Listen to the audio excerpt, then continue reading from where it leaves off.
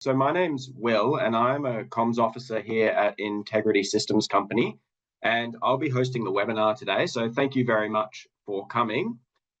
Before we get into it, I'll just go over a few quick things. Basically, this session today is going to be recorded, and everyone who is registered for this webinar will be getting the recording of this webinar, plus any question and answers that we get throughout the webinar as well, and a few other bits and pieces that we sort of send out in a post-webinar email.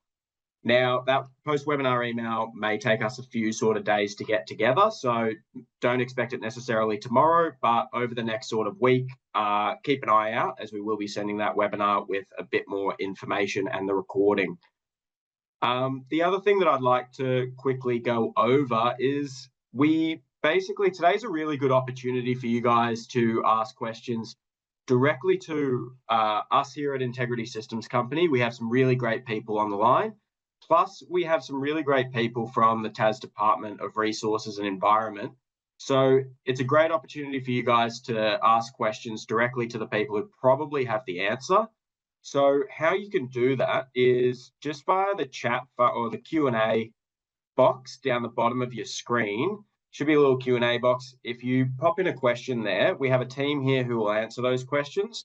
So highly encourage you guys to pop through any questions that you have, either throughout the webinar or whenever. It's there the whole time when we have people online. So just going through now, we'll go through a bit of an agenda of what we've got on today. So I guess before I go through the agenda, I'll just quickly introduce who we've got hosting for you today. So we have Elizabeth Bradley. She works for Integrity Systems Company, and she's our Quality, Policy and Compliance Manager. We also have John Asmus, and he's our Digital Product Officer. We have Natasha Terry, who is our Operations Manager, also going to present today.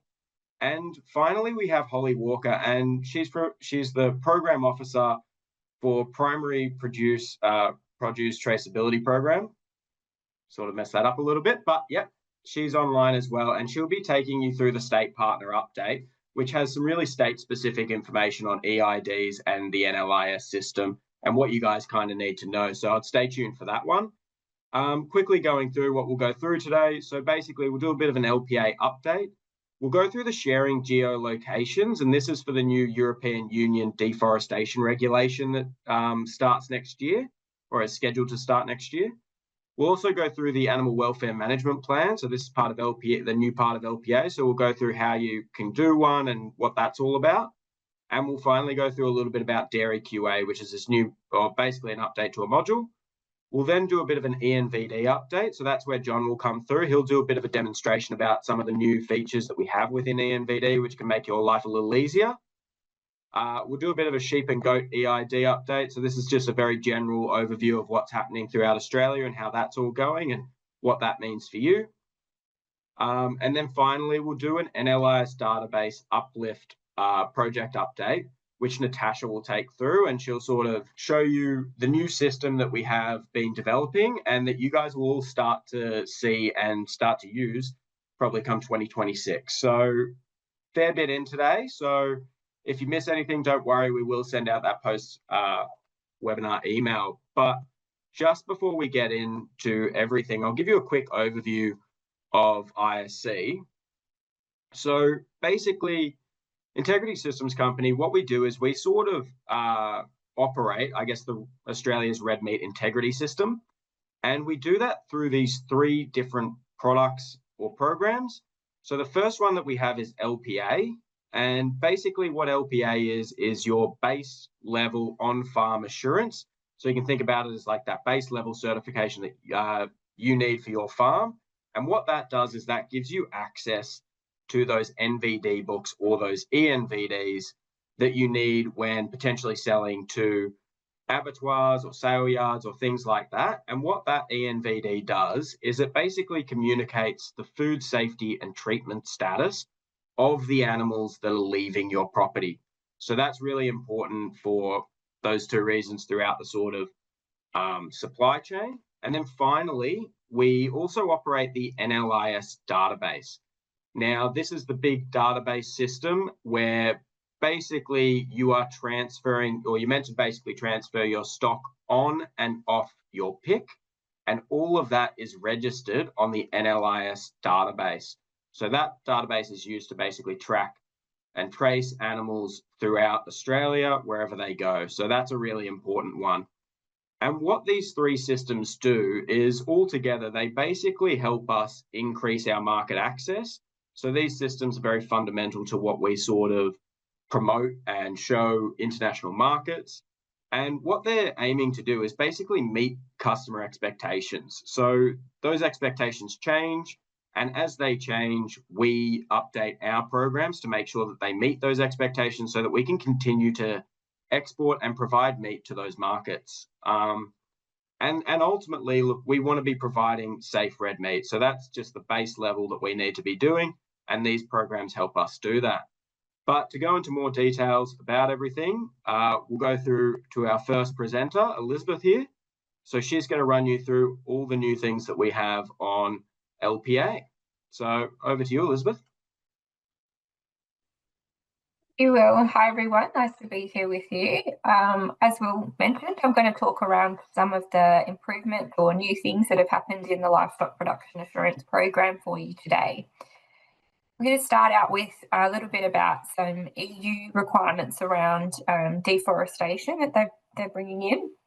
I'll also talk around the new Animal Welfare Management Plan requirement in the LPA program, and I won't touch on harvest rangeland goats because it's not relevant in Tasmania, but there is a new pathway and part of LPA that looks at harvested rangeland goats, especially in the sort of western rangeland parts of New South Wales and Queensland.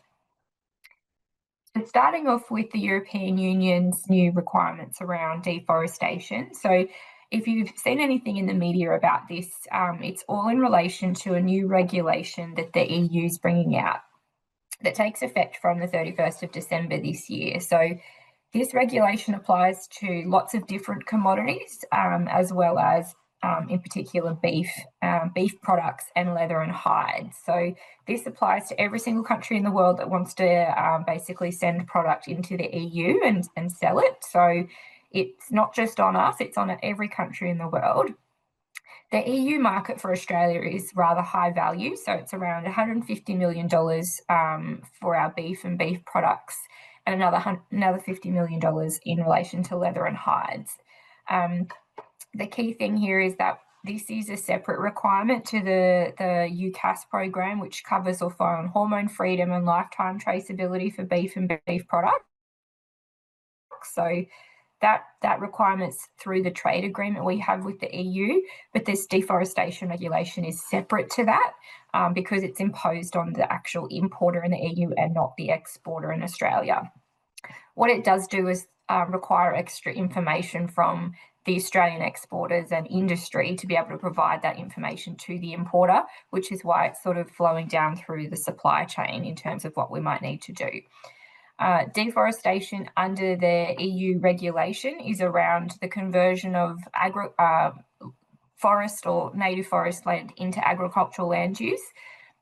And the key driver is to try and prevent further deforestation and land degradation in relation to that. So if you think about other countries that do a lot of deforestation, it's kind of looking at how they can globally help support and promote that, reducing deforestation. In terms of what it means for Australian cattle producers, it literally just requires the sharing of your geolocation or a GPS coordinate for your property that can be supplied through the supply chain up to that exporter so they can provide that geolocation to enable that export to continue. If you're not part of the EU program, that's fine. We still encourage you to share your geolocation. And that's because leather and hides can come from any cattle that end up in the EU. So who knows, maybe there's some animals on your property that might be a Gucci bag in the future. So if you are a cattle producer, it's important to share if you're willing and open to doing so that we can continue meet those export requirements into the EU. What we're asking is pretty straightforward and it's very simple and quick to do. Through your LPA account, you can actually opt in to share your geolocation. So for your property, you can pin a single point on that property to indicate that that's your geolocation that you want to share, and then that permissions it into the NLIS database so that it can be retrieved. We need the life history of those animals. So if one person in an animal's movement history doesn't share, that means that that animal and products from that animal can't go to the EU as well. It's really time bound because we've got animals potentially going into the EU from the 31st of December, getting kind of ready for processing now. So it's really quick and simple. And if you jump into your LPA account, there's lots of prompts on the screen for it as well to be able to share that information. A key thing to note, we're not looking at the deforestation kind of checks or assessments. So property identification codes that you get issued would generally be because it's zoned as agricultural land use, so that it's an agricultural land zone already. So the deforestation sort of doesn't really apply unless you've done something illegal and have been prosecuted through sort of state legislation. So the European Union has deemed Australia low risk in terms of deforestation as well, so they're not going to be checking as many consignments as they would from high risk countries, but we still need to meet that minimum requirement around the geolocation so that that product can continue to flow into the EU. If you have any other questions, please pop them into the Q&A and we're happy to answer them around EUDR. All right, we can move on from there and talk around the animal welfare management plan requirements in LPA. So this is a brand new requirement that's been added into the program since the 23rd of June.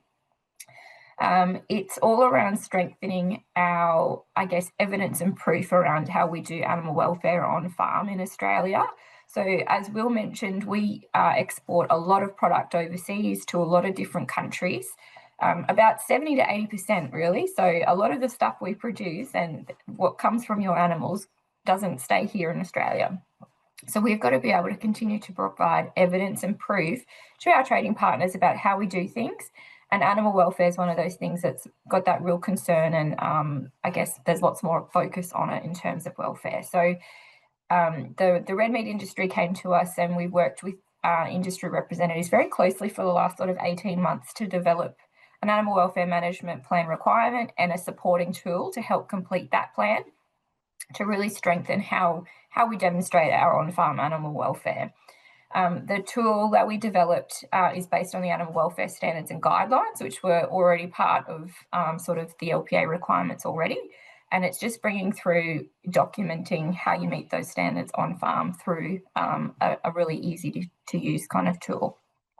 You can complete it in two ways. You can go onto your LPA account online and complete it through your record keeping section, or you can wait till you complete accreditation next time around and it'll automatically be part of the questions you get answered. So it's available now. It doesn't take very long and it's very common sense questions and answers in terms of what you need to provide. Now, I mentioned that the tool has been based on the animal welfare standards and guidelines. So the requirements in LPA are to have access to these standards and do learning or training in these standards. So the animal welfare management plan is literally that next step in kind of documenting how you meet those standards as well. So the tool that we developed, we've piloted it, we tested it, we made sure it was fit for purpose before we launched it. It effectively covers off on key things around responsibilities, your feed and water facilities, risk management, which are common across all livestock species. We then have it specifically streamlined to make sure that if you just have cattle, you're just getting questions about cattle, and the same thing for sheep and the same thing for goats. So you won't get questions that don't relate to the animals that you don't have. We also ask you questions around what husbandry procedures you do, because we know not everyone does absolutely everything. So you actually can indicate which procedures you do, and you only have to answer questions about those procedures. The tool itself presents you with the relevant standards, so relevant to what you select, and then asks you a short question around how you meet that standard. There's multiple choice options, or there's some that require a short response. And there's lots of guidance embedded as well, so you can click on the guidance and kind of get a feel for what they're asking or what the guidance around that standard says. I'm going to play a video which kind of explains it maybe a little bit more succinctly and gives you some visual cues about it to kind of demystify it a little bit. So I'm just going to set up that video in just a second, so just bear with me.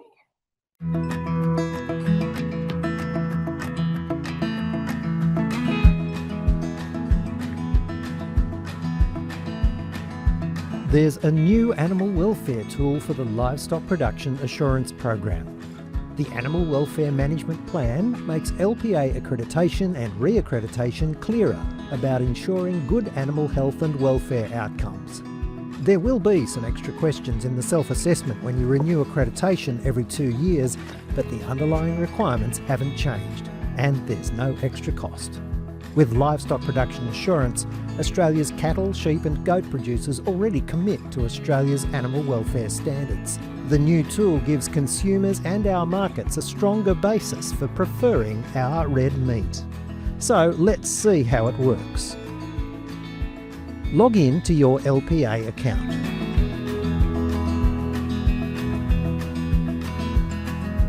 Click on Record Keeping at the bottom of the screen. Or just go to Account and select Record Keeping. Choose the Animal Welfare Management Plan option. Confirm your on-farm activities, and from here the questions are tailored specifically for the livestock you work with. If you produce sheep, you won't get questions about cattle or goats. You'll be asked to read the relevant animal welfare standards for each section and answer questions with either multiple choice or free text answers. Guidance and links are at each question to help.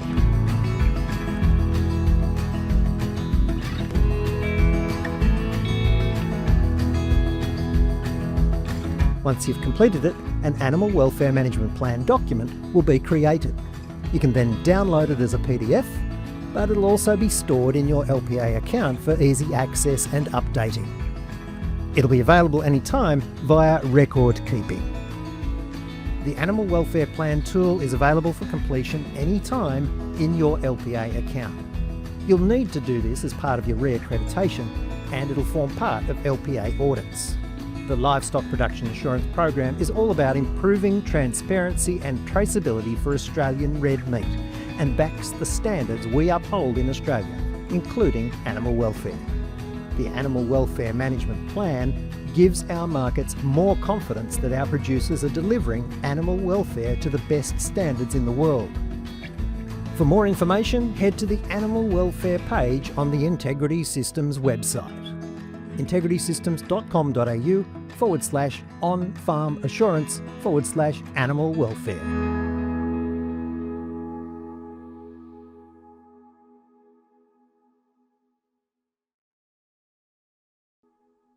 Land. So it won't take you very long, and you can answer the questions and come back and update it whenever you like. So it's really quite helpful. Just a quick note, if you're in the media a bit, you might have seen some maybe not so great media around animal welfare and LPA, but if we just wanted to set the record straight and just let you know that there's no restrictions on working dogs, despite what some Facebook posts might say. There is requirements that exist in the animal welfare standards for sheep that talk around appropriate use of dogs, and that's all the Animal Welfare Management Plan provides for in question. So we do love all our dogs, and we just wanted to put that out there to make sure everyone was clear about that requirement. In terms of transitioning and completion of the Animal Welfare Management Plan, how that might impact you if you get an audit. So the tool has been available since the 23rd of September, and we've been allowing producers time to jump in and complete it between now and basically in 2 days' time. If you do get picked for an LPA audit, the audit notification letter will actually have a reminder in there to complete your Animal Welfare Management Plan. The auditor will just do a check to see if you've completed it or not. And if you haven't got to it in time, that's okay. You'll be given some more time after that audit to get in there and complete it as well. And if you need help with it at any point, you can always get in touch with us and we can help you through the process as well. Another thing we talked about, and it's probably not a major thing because it doesn't really change the way it works in a major way, but we did some upgrades, a bit of a facelift around how we integrate with dairy producers and dairy licenses. So if you are a dairy producer or a dairy farm, if you have your state food license number, you can actually link that to your LPA accreditation, and that kind of gives you a free accreditation and also exempts you from LPA random audits. So it's a little bit of a benefit. What that does is it recognises the audits you might undertake through your processor or through the state authority around dairy production practices. You can still be selected for a targeted audit if you're a dairy producer, so making sure that, you know, residue detections get investigated, any traceability issues as well. If you have other species, that free accreditation is not applicable, but you're still exempt from those random audits in the program. So it just makes it a little bit easier to kind of link them and unlink them if you're no longer operating a dairy as well. But there's a little upgrade to that process as well in the system. But that's where I'll leave you today, and I'll hand over to John, who's going to run you through some of the cool things that are happening in the eNVD space. So thank you, John.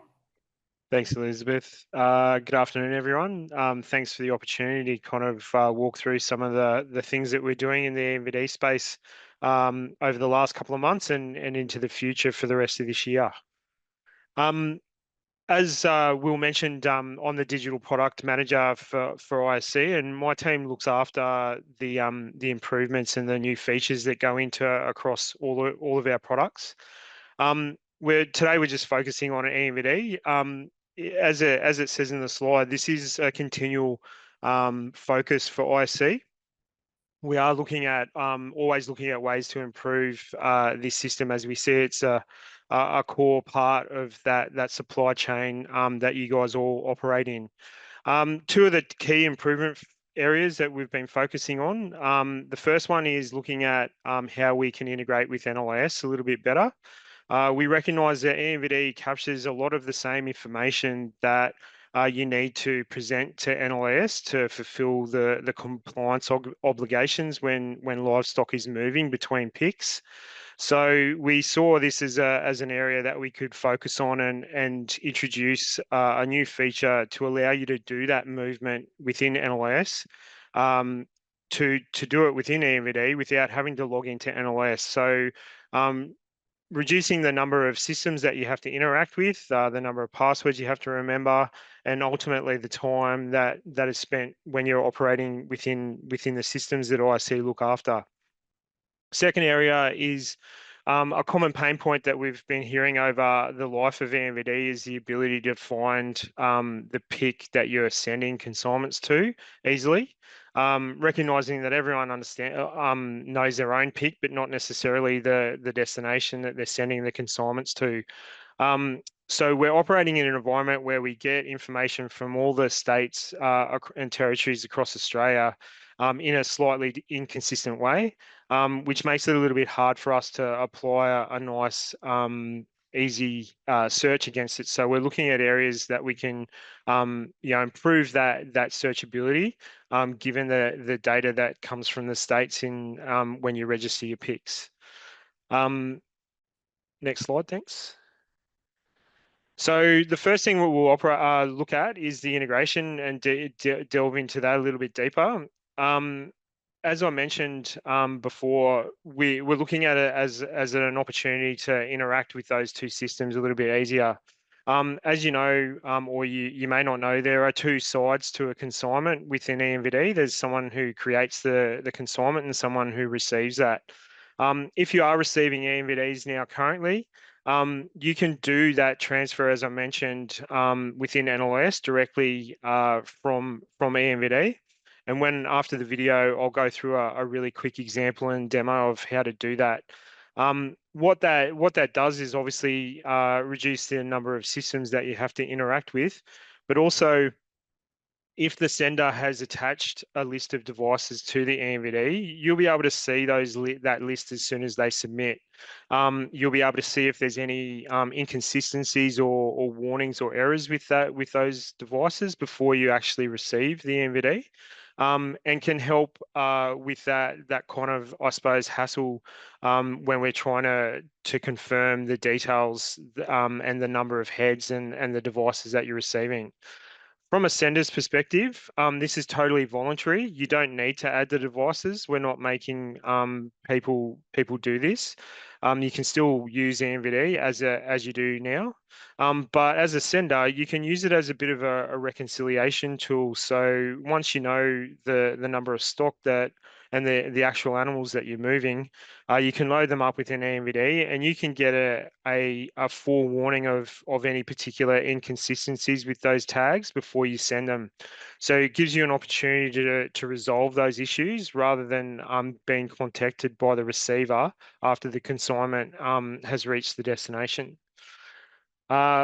Next, I think, is just a quick video just to highlight that integration, and then when we come back, I'll do a quick demonstration of the feature.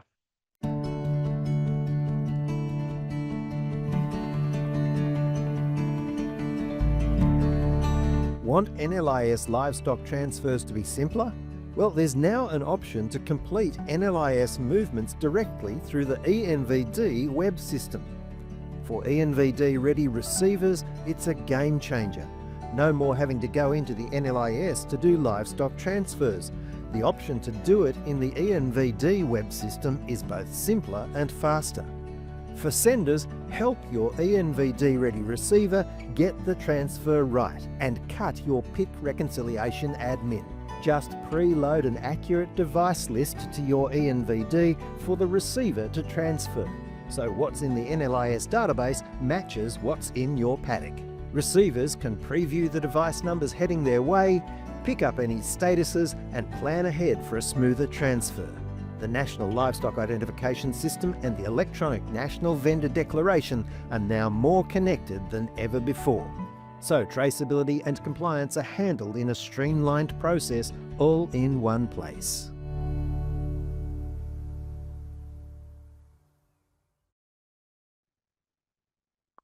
All right, so let's get into a quick, short, sharp demo of what that actually means for an end user. So as you can see, this is only present within the web application of eNVD. We are testing it within this environment to see how the users use it, getting any feedback, negative and positive, about it.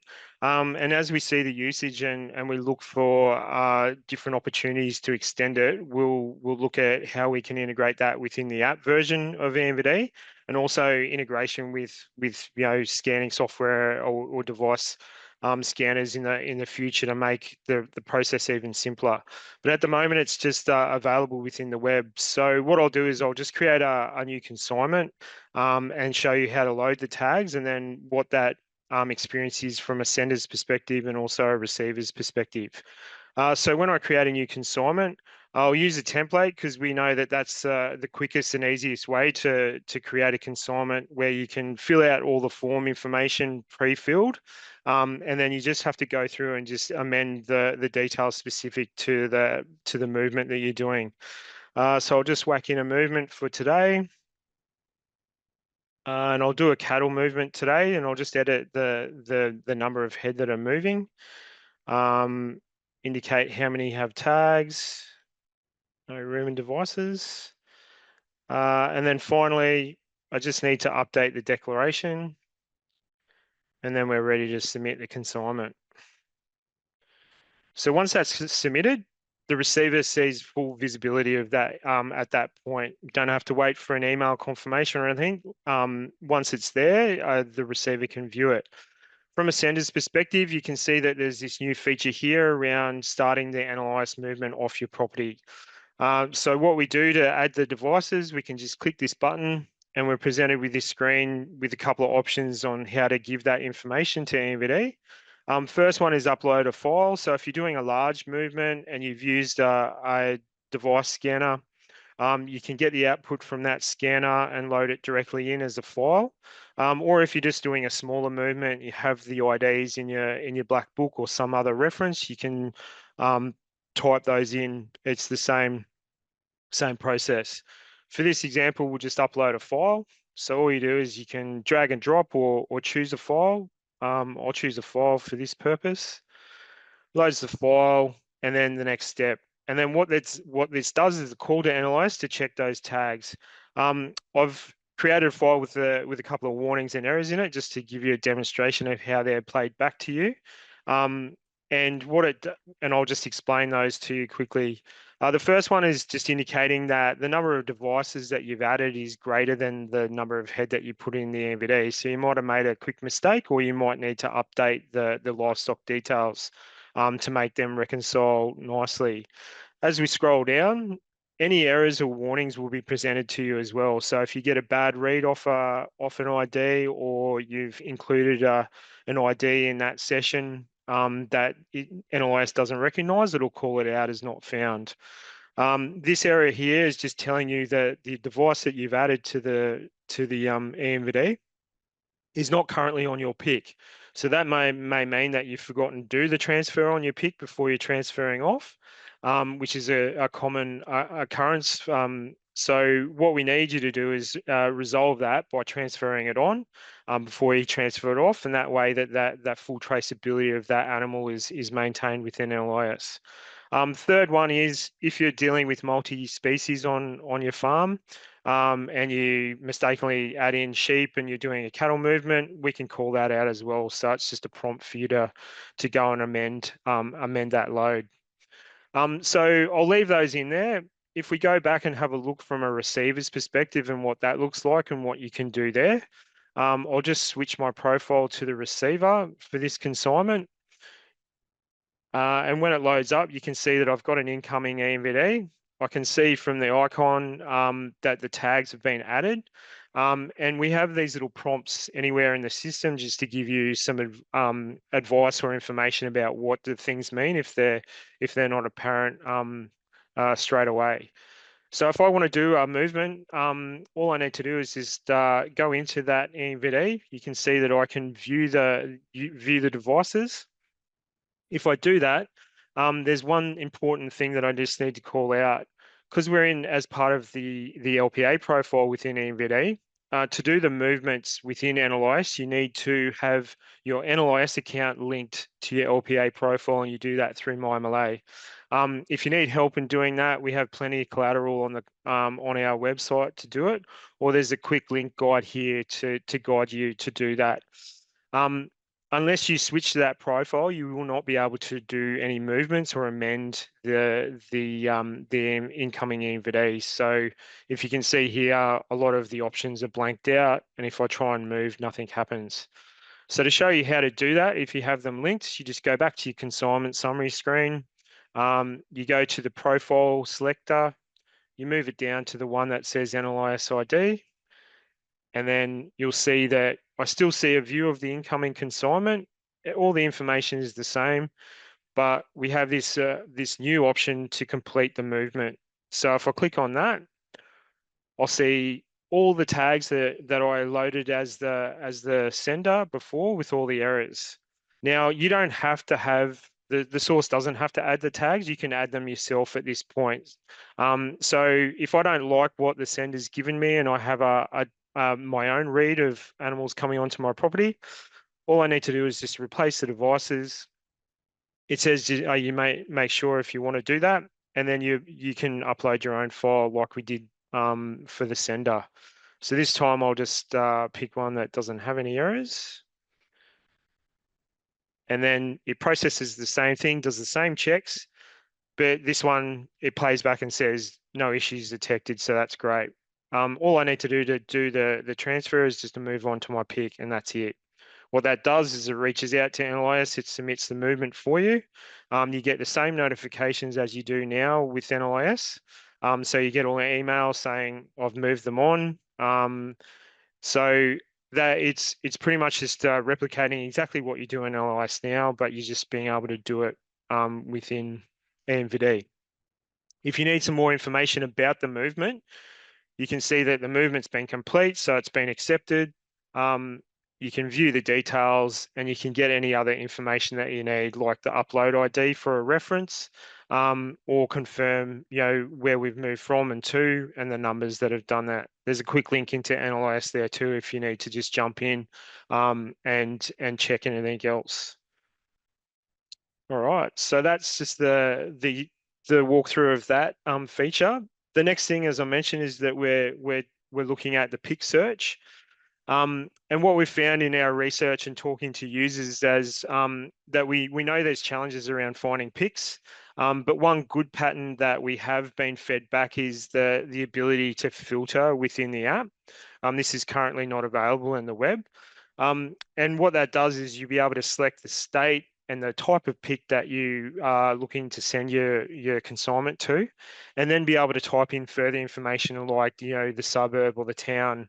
And that more often than not gets you to the correct destination. So what we grabbing that knowledge and then applying it to all parts of the platform, what we're intending on doing is presenting some more options for you to find that destination pick.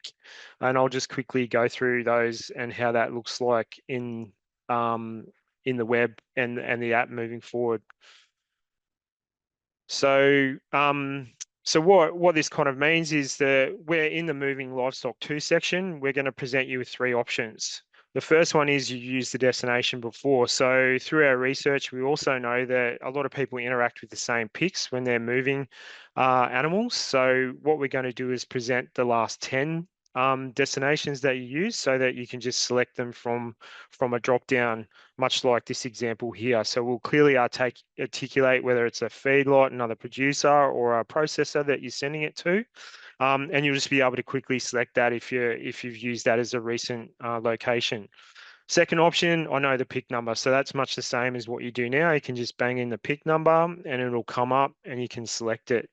Third new option is using that pattern around the filter and presenting that information to everyone. So being able to select by state, putting in the town or suburb, the type of pick that you're interacting with, and then any other relevant details that you can get so that we can be confident that you'll be able to find that destination.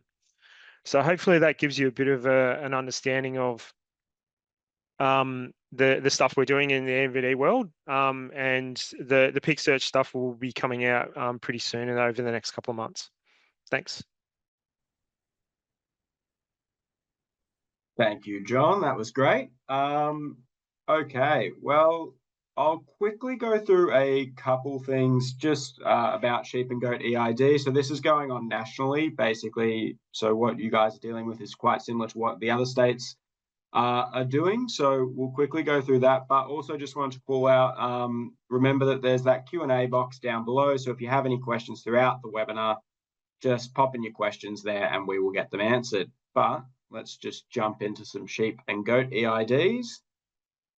So the main 2 dates that you basically need to remember is that from the 1st of Jan 2025, all sheep and managed goats born after this date must have an eID when leaving the property. So that's a really key date that you need to remember. And then the other key date that you need to remember is that basically from the 1st of Jan 2027, all sheep and goats, regardless of when they were born, basically need an eID when leaving the property. So keep those 2 dates in mind. And then the next thing is basically, we get this a fair bit, but it's really important to basically remember that when you're buying the sheep and goat eIDs, that you're buying species-specific ear tags or leg bands. Basically, if you've got goats, you need to buy goat eIDs. If you've got sheep, you need to buy sheep eIDs. And you can basically identify them by the S, which is a sheep breeder. It'll be on the outside of the label. You have an S, basically a T for the post breeder, K for goats, and L for the post breeder for goats as well. You can also use those year of birth colors, which you can see off to the side there as well. You only need to apply one eID to the animal for the life of the animal, and that basically enables lifetime traceability. Then skipping on, so basically the NLIS, so that's that big database system that we were talking about earlier.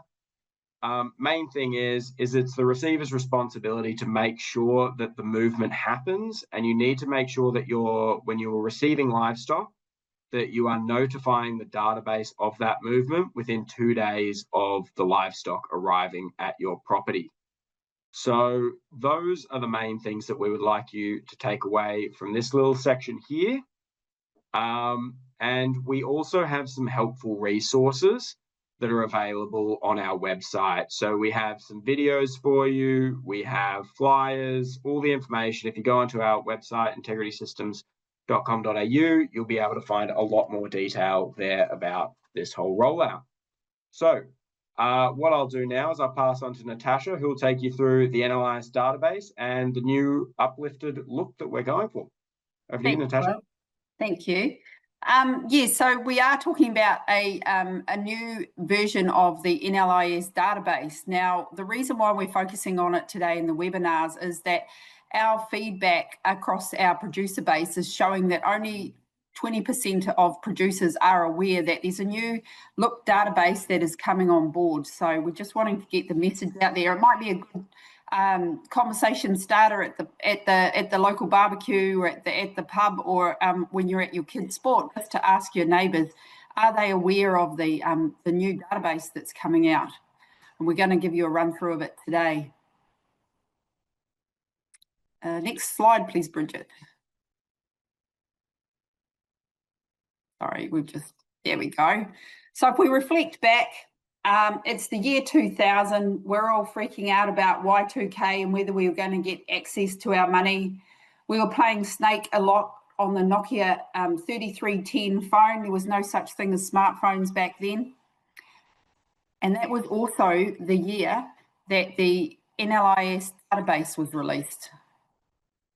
So you can see there, it was a very good product of its time. It's globally leading, and a lot of people have invested a lot of time into it over the 25-year period. But why is a new database, NLIS database, needed? Well, it is the key tool that protects market access and food safety across Australia. It gives us that ability to detect or defend against any exotic diseases that would come into the country. It's a bit like myself, it's a bit outdated. It's 25 years old, probably gone through a lot less hair dye, but it is getting on. We're building for the future, so we're looking to future-proof livestock traceability for decades to come. And we're looking at improving the user experience. You know, back in the day, it was 100% acceptable to scroll through long menus and find what you're looking for.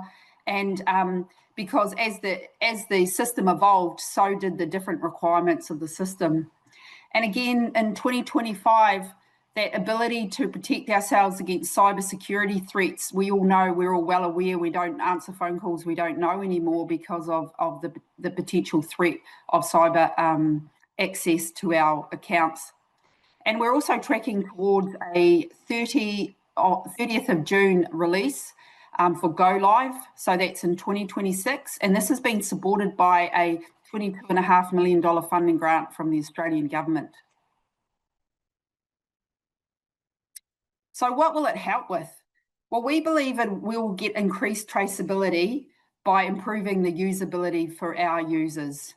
It'll be an easier to use system, and we're not wanting you to hang around and take ages to get the compliance and regulations jobs done that you need to get done. So we're looking at making it easier and more quicker to do what you need to do. We're improving the ability to upload large files, and you go, well, hey, I'm not that big a farmer, why does that matter? Well, when you've got tag manufacturers uploading files, those are huge. So it takes a lot of grunt work to process those files in the current system. We're looking to provide the data that you need quickly and efficiently and give you improved data quality, and it's easier for us to maintain and for the states and jurisdictions to get the information they need out of it easier. We're also getting a lot more requests from external software companies like AgriWeb, Outcross, AgriNouse that want it to be easier to integrate into the NLIS so that they can do those transactions on behalf of sale yards and producers. And as we said, we want to continue to keep that data safe, secure and up to date as we move into the future. Also, we're looking to provide better reporting and analytics and try and stop those annoying notifications that you get that you don't understand what to do with it. So this has been an ongoing journey. It's going to take about 3 years. So we started back in July 23 when we were identifying what would it need to do. And we're currently in the stage of building it and looking at the stage transition. So there's a lot of hard work going in behind the scenes. John will show you shortly what the UX UI, so what that will look like. And UX UI is just a technical word for what it's going to look like when you use it. So that's all been done, but the back end on how it works, how it ensures that you can't do this if you haven't done that, that's all being built at the moment. So I'll now hand over to our guru, John, to do a demo and give you some insight as into what it's going to look like. Thanks, Natasha. So just showing my screen now, this is probably the interface that you guys are comfortable and used to in terms of the old system. And as Natasha pointed out, it's very kind of dated. It's very functional and works, but we know that we can do better and make it more usable and increase the ability for you guys to adhere to the compliance and the traceability regulations that our industry has to deal with. So we're moving away from these patterns of big long lists that you have to go and dig and find, and moving towards a pattern that just explains everything a lot clearer and bringing to surface the information that you're really interested in, as opposed to having to dig for it. So here is the design that we're moving to, and as Natasha mentioned, we'll mention that we have kind of consulted and gone out and talked to specific users across all different I suppose people that interact with the system, to get their feedback about what they hate about the old system, what they would like to see in the new system, and working with our external vendor to bring in patterns that people are used to in other areas, not just the agricultural sector. And what we've landed on is this page that you guys will see as the face, and then obviously all the functionality that's there now will be transferred over into the new system, but just presented slightly differently. And I'll go through those key changes a little bit later. But just going down through the landing page, what we want to do is present first and foremost the information that you find valuable about your pick. So any statuses that are being applied, the programs that you're part of, the species that you indicate to us that you deal with. And then as we scroll down, here's the area that we really want you guys to interact with, and it's what you want to do. There's two ways of finding or going to that point and facilitating the things that you want to do. The first one is a search functionality. So it's much the same as like searching any kind of web-based platform, where you can have the ability to whack in any kind of reference that you might have or you're interested in. Maybe it's another pick that you need to find out the details of, or a particular device that may be on your farm. And by clicking in here, you can funnel down in terms of what you want to deal with. So for this example, I might have a particular transaction ID that I have as a reference, or something that I've done in the system in the past. I can select transaction ID, I can put in the ID, do a search, and it will play back any of the results that we found. So you can see that I've found one transaction. It was done on this date, this type of transaction done by this person. If I want to dig down a little bit further, we have the ability to view even more details about that transaction. So you can see it was a movement, but it was from this pick to this pick, the number of head involved, an eNVD reference or a paper NVD if it's been attached. And then obviously all the devices that are included in that movement can be presented there, so you can answer any of the questions that you might have about that transaction without having to reach out to someone else. So going back to the landing page, the other big thing that we want to promote is this ability to do quick actions. So this is configurable. So realize that one size doesn't fit all for everyone, and you guys might interact with the system slightly different to your neighbour or to other people across Australia. So the ability to configure these quick actions will be available, and you can go in and just represent the 4 common things that you might do so that you can go straight into that action. Just calling out some of the other changes that we're doing around consistent terminology or calling things the same thing, and bringing and updating kind of some of the language that we use within the system.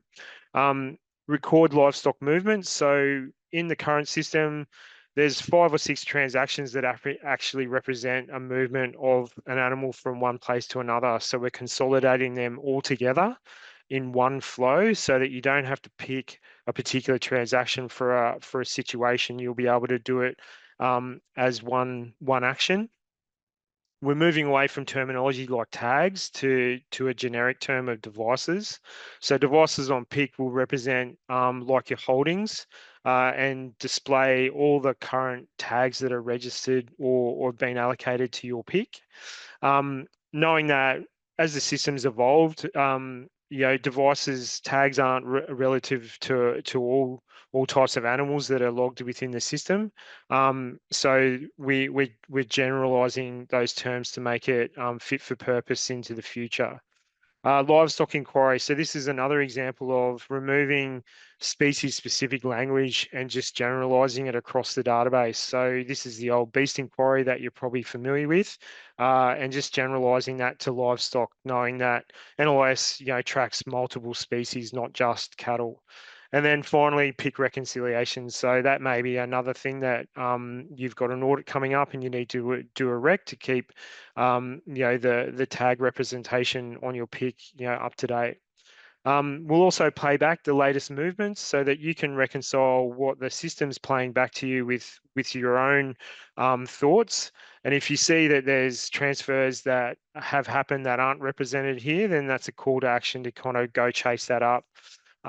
Whether it be, your agent hasn't done it for you, or the receiver who's obligated to do that hasn't done their obligations in that respect.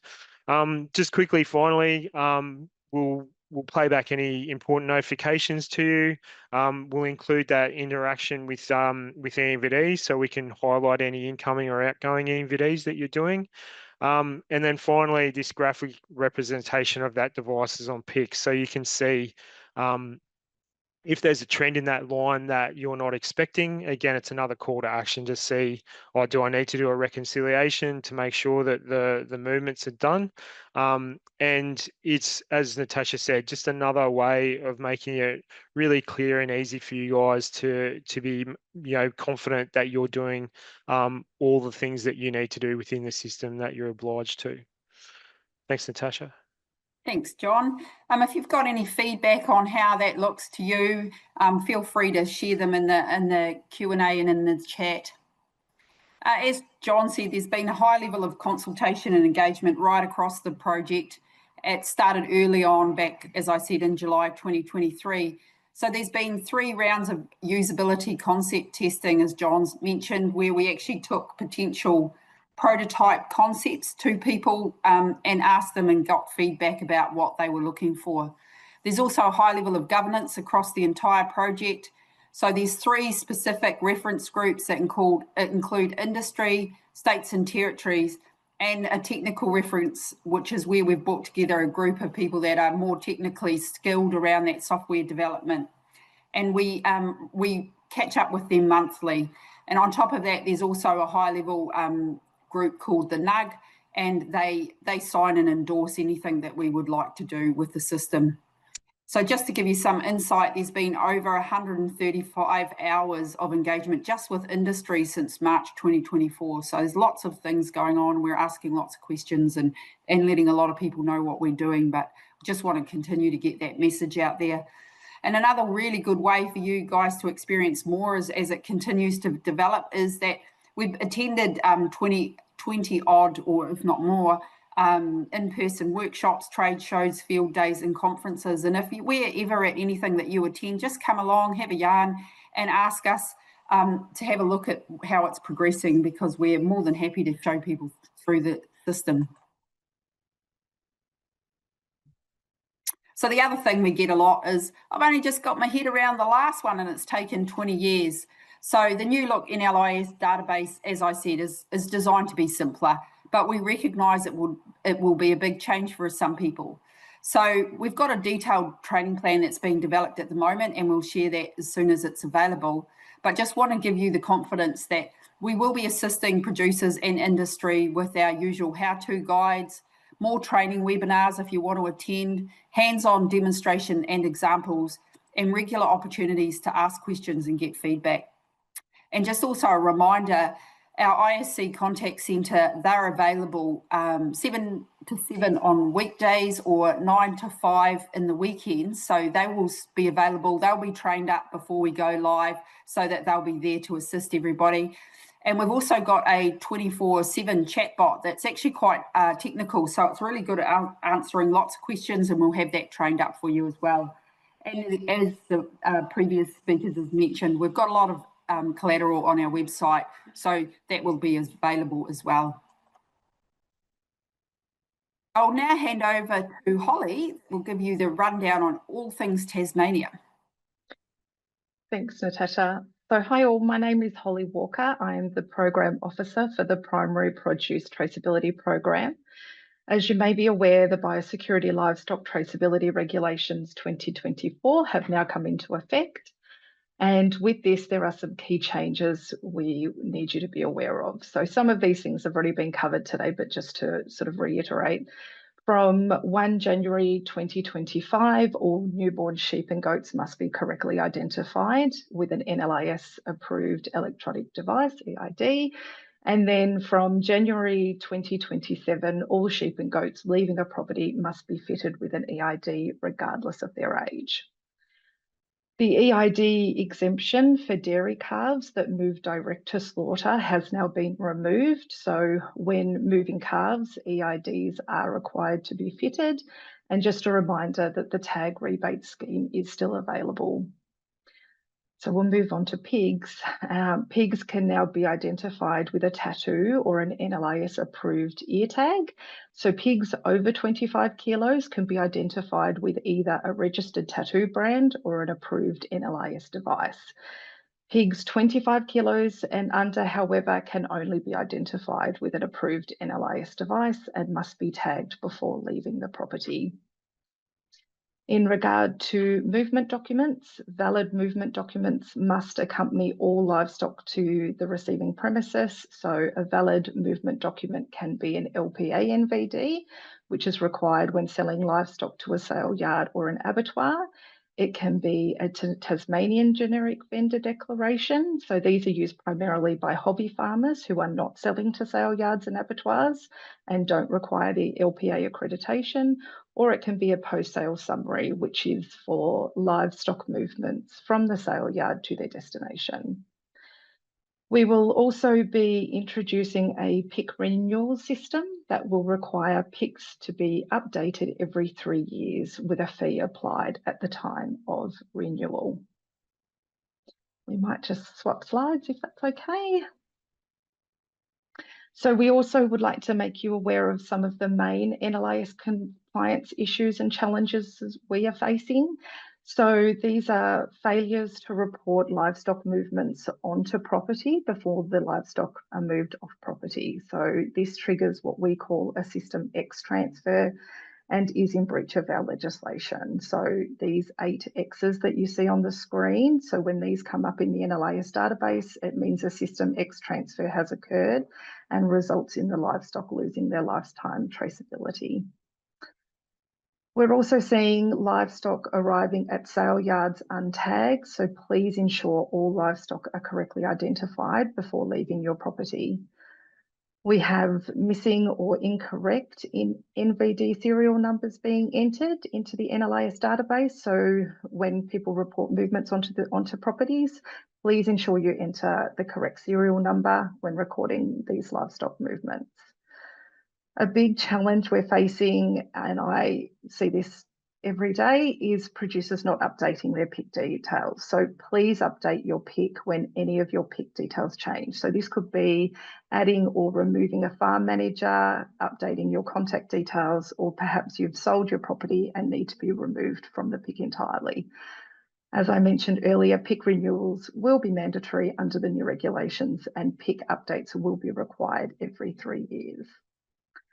We also ask that you check in with your stock agent as to whether they will be reporting the livestock movements onto the NLIS database on your behalf. And if they will be doing the transfer, please ask them for an upload ID.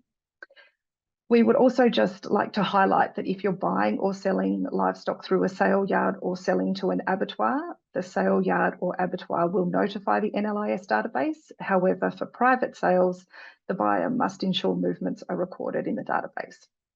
So record movements onto the PIC when you buy livestock privately and move them onto your property. You move livestock between properties that you own, but only if they have different PICs. And record movements off your PIC when you sell livestock privately and move them to the buyer's PIC on the buyer's behalf, or you move livestock to an agistment property owned by someone else, or the animal dies on the property. That's all from me. Thank you. Thank you, Holly. That was great.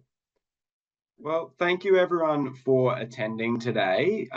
Just as you exit, there will be a survey, which I hope you guys could fill out.